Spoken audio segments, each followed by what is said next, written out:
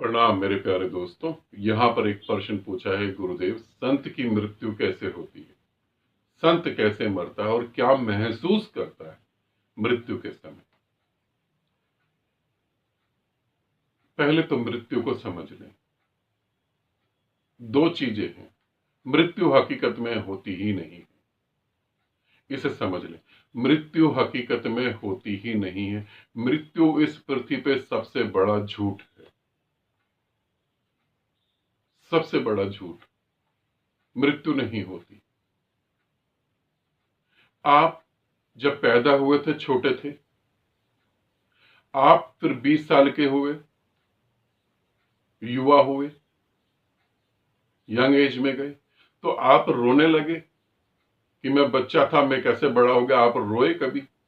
आप खुश हुए, नए द्वार खुले, चीजों को समझने के लिए नई समझ पैदा हुई, जीवन जीने के और अलग पहलू दिखाई दिए।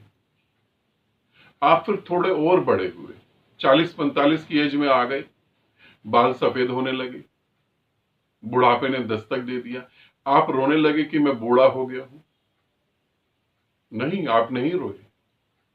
भले ही अपने आप को और दूसरों को दिखाने के लिए आपने झूठ बोलना चालू कर दिया, बालों को कलर करा, हेल्थ को और अच्छा बनाया ताकि वो चीजें छुप सकें, मगर आपको इंटरनल तो पता है आप बूढ़े हो रहे हैं। आप 60 साल के हो गए, आप रोए कभी? नहीं। स्वीकार अंदर से 60 साल का हो गया हूं। इसमें जब आप पैदा हुए और जब आप 60 साल के हुए, क्या आप बता सकते हैं इसमें मृत्यु कहां पर घटित हुई है? कहां मृत्यु घटित हुई है? कोई ऐसी जगह हो जहां मृत्यु घटित हुई? क्या वो एक दिन के बच्चा और 20 साल का लड़का, उसमें एक दिन के बच्चे की मृत्यु घटित हो गई? नहीं, वो विकसित हुआ और 20 साल का युवा बना। 20 साल का युवा और विकसित हुआ और वृद्ध उम्र में पहुंचा, बड़ी उम्र में पहुंचा। मृत्यु तो नहीं हुई, आकार बदल गया। बच्चे का आकार था, वहां अब युवा का आकार आ गया, जवान लड़के का आकार आ गया। आकार बदला, जवान लड़के का आकार बदला, वो थोड़ा बूढ़ा आकार में आ गया। अब ये बूढ़े आकार को भी नेचर बदल देगा। नेचर आकार को बदल रहा है, तुमको नहीं बदल रहा, तुम आकार नहीं हो। मृत्यु कहीं नहीं है, ध्यान से देखो। नेचर आकार को बदल रहा है, बस अंतिम समय में तुमने आकार को अपना होना समझ लिया और तुम घबरा गए। तुम कभी क्यों नहीं रोए कि मैं बच्चा था, मैं बड़ा कैसे हो गया? कभी नहीं रोए। अब वो आकार पूरी तरह से मिटेगा और फिर दूसरा आकार निर्मित होगा, उस दूसरे आकार में फिर तुम चले जाओगे। मृत्यु तो कहीं नहीं हो रही, दूसरे आकार में तुम चले जाओगे। पूछा संत कैसा महसूस करता है, संत की मृत्यु कैसे होती है? संत आकार से मुक्त होता है। आकार से मुक्त होता है, निराकार में होता है। निराकार अर्थात कोई आकार नहीं, निराकार अर्थात कोई आकार है ही नहीं, कभी कोई आकार था ही नहीं, वो अपने को आकार में गिनता ही नहीं है। परिवर्तन के चक्र से वो बाहर निकल जाता है ऐसा नहीं, परिवर्तन के चक्र को समझकर वो कील बन जाता है। आपने देखा है ना कि पूरा पहिया घूमता है मगर एक कील लगी होती है, एक शाफ्ट लगी होती है, वो कभी नहीं घूमती। आपके घर में छत का पंखा है ना, आपने देखा छत का पंखा पूरा घूमता मगर एक रॉड लगी है, वो रॉड नहीं घूमती है। संत अपने भीतर उस रॉड पे, उस शून्य पे आ जाता है जहां सारी चीजें घूम रही हैं मगर वो नहीं घूम रहा, जहां सारे आकार परिवर्तित हो रहे हैं, मिट रहे हैं और पुनर्बन रहे हैं, मगर वो उनसे अपने नाते को तोड़ देता है।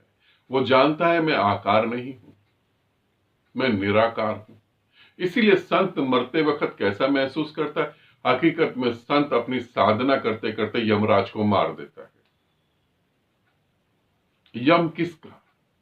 यम अहंकार का। यम अहंकार को मारता है, तुम्हारी मान्यताओं को मारता है कि तुम आकार हो, उसे तोड़ता है। यदि तुम ये समझो कि तुम आकार नहीं हो तो कौन सा यमराज, फिर कौन सा यमराज? सभी यमदूत यहां मर चुके हैं, सभी यमदूत यहां बिल्कुल मर चुके हैं। यमदूत है ही नहीं, क्योंकि मैं आकार नहीं, मैं निराकार हूं। अपने तप से, अपनी तपस्या से, अपने विवेक से, अपनी प्रज्ञा से मैंने ये जाना कि आकार नहीं हूं मैं। फिर कौन सा यमराज, कैसा यमराज?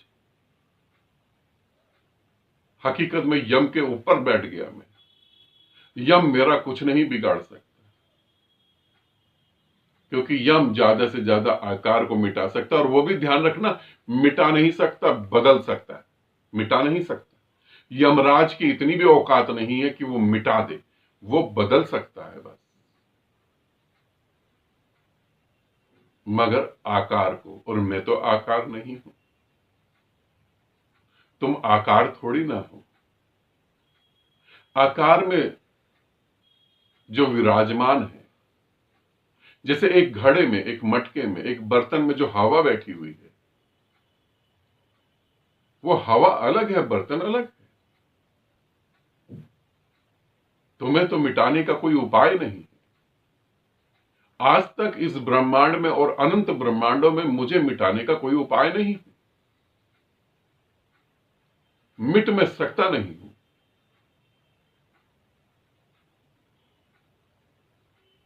और मिटाने वाला होगा कौन? जो होगा वो आकार होगा, और आकार कैसे निराकार को मिटा पाएगा?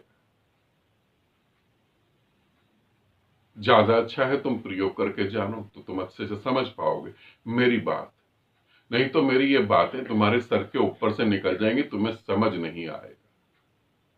जो शब्दहीन है उसको शब्दों में बताने में थोड़ी सी मुश्किल है।